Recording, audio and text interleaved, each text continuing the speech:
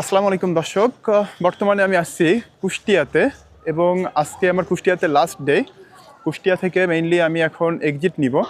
তো আমার সামনে আপনারা যে স্টেশনটি দেখতে পাচ্ছেন পোড়াদা জাংশন, এই পোড়াদা জাংশন থেকেই মূলত ট্রেন যোগে আমি কুষ্টিয়া থেকে এক্সিট নিব। আর 10 মিনিট পরে মেইনলি আমার ট্রেন আসার কথা। অলরেডি আপনারা দেখতে পাচ্ছেন যে এখানে রেড অ্যালার্ট জ্বলতেছে, মানে ট্রেনটি আসবে, এই সাইড দিয়ে আসার কথা। এই হচ্ছে পোড়াদা স্টেশন। ঠিক সামনে কিন্তু আপনারা দেখতে পাচ্ছেন যে একটি নির্মাণাধীন ওভারপাস। স্টেশনের এক পাশ থেকে আরেক পাশে যাইতে যে সমস্যাটা হয়, এটা নিরসনের উদ্দেশ্যে এটি তৈরি করা হচ্ছে। তো আমরা মেইনলি অপেক্ষা করতেছি, ঠিক এই সাইড থেকে ট্রেনটা আসবে, এই জন্য মেইনলি অপেক্ষা করতেছি।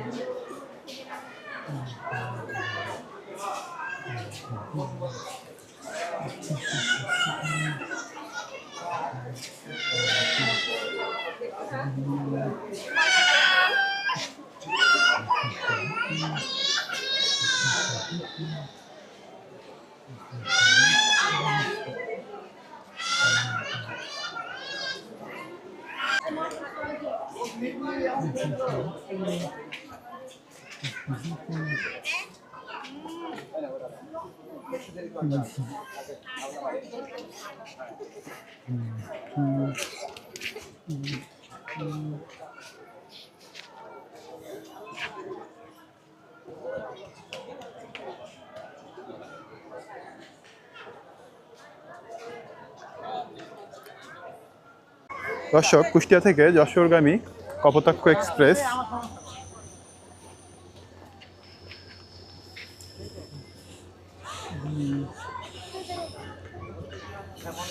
কুষ্টিয়া থেকে যশোরগামী কপোতাক্ষ এক্সপ্রেস ট্রেনটি কিন্তু চলে এসেছে। আপনারা দেখতে পাচ্ছেন, শব্দ শুনতে পাচ্ছেন।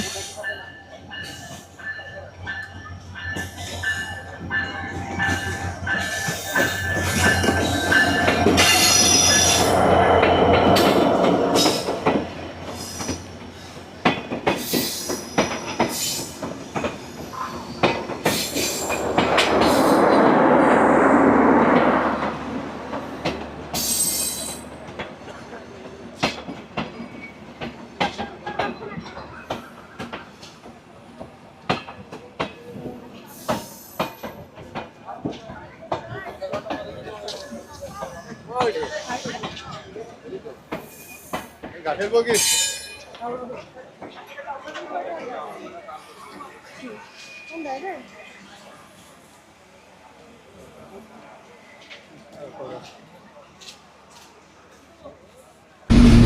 দর্শক, ট্রেনে ভ্রমণের পূর্বে অবশ্যই আপনারা চেষ্টা করবেন অগ্রিম অনলাইনের মাধ্যমে টিকিট সংগ্রহ করতে। আমি অগ্রিম টিকিট কেটে রেখেছিলাম রেইলশেপ অ্যাপের মাধ্যমে, যে কারণে বসার জন্য সিট পেয়েছি। তবে আপনি যদি চিন্তাভাবনা করেন যে আপনি কোনো ট্রেন স্টেশনে এসে ট্রেনের টিকিট কাটবেন, তাহলে আপনার সিদ্ধান্তটি হবে ভুল। কারণ ট্রেন স্টেশনে এসে টিকিট কাটতে গেলে আপনাকে ওনারা স্ট্যান্ডিং টিকিট ধরিয়ে দেবে, যে টিকিটে আপনি বসে নিরাপদে স্বাচ্ছন্দ্যের সাথে ট্রেন ভ্রমণ করতে পারবেন না। দর্শক, এই যে দেখছেন, অনেক মানুষ কিন্তু এখানে দাঁড়িয়ে আছে। মেইনলি যারা স্ট্যান্ডিং টিকিট কাটে বা সময় পার হয়ে যাওয়ার পরে টিকিট কাটে, তাদের কিন্তু দাঁড়িয়ে দাঁড়িয়েই ভ্রমণটা শেষ করতে হয়, যেটা অনেক আসলে কষ্টের। তবে আমি যতটুকু উপলব্ধি করতে পারছি, বাইরের যে নয়েজ, ট্রেনের যে নয়েজ ওভারঅল কিন্তু খুবই বেশি, যে কারণে আপনাদের হয়তো শুনতে খুব একটা শ্রুতিমধুর হচ্ছে না। সো আমি চেষ্টা করছি বাইরের কিছু সিনেমাটিক শট দেওয়ার, ট্রেন থেকে আপনারা উইন্ডো ভিউটা ঠিক কেমন পাবেন সেটা দেখানোর।